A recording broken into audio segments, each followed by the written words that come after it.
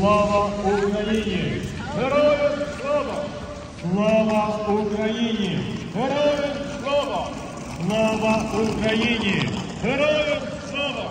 Україна понад усе! Україна понад усе! Україна понад усе!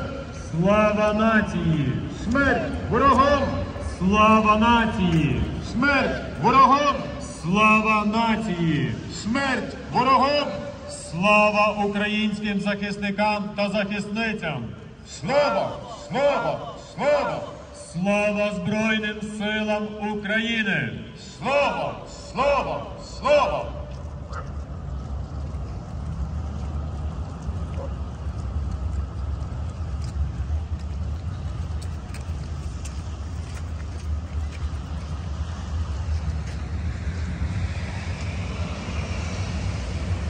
A war between Russia and Ukraine has started 10 years ago.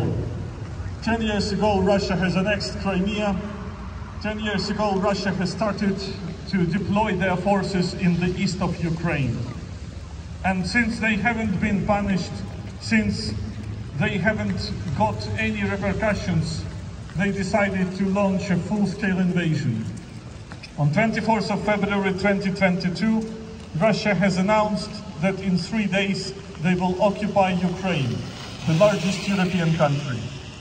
Today is 736th day of their 3-day war. Russia has lost more than 400,000 people dead. Usually twice or 3 times as much are injured. Russia has lost more than 340 military airplanes, 325 helicopters, more than 6,000 tanks.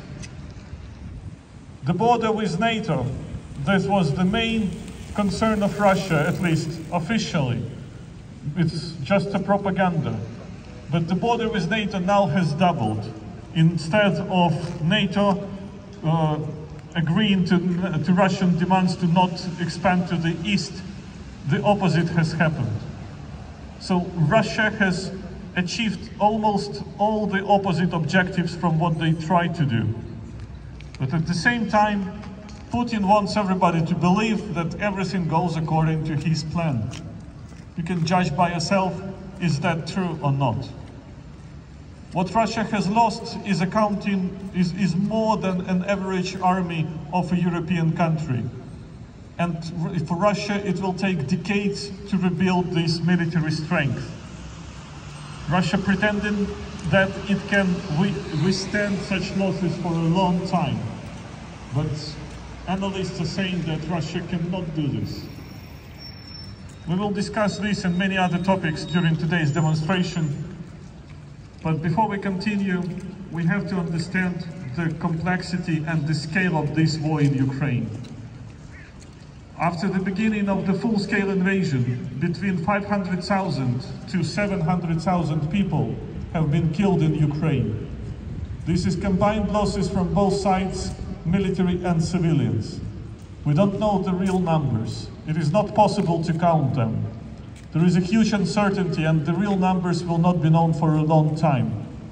But to show you a perspective of this war, to show you the intensity, you have to understand that almost the entire population of Oslo has been killed in these 2 years of war. And it will be going on for another 2 years, most likely. Meaning another 500,000 to 1 million people will have to die before finally the countries allied with Ukraine will agree to put an end to this.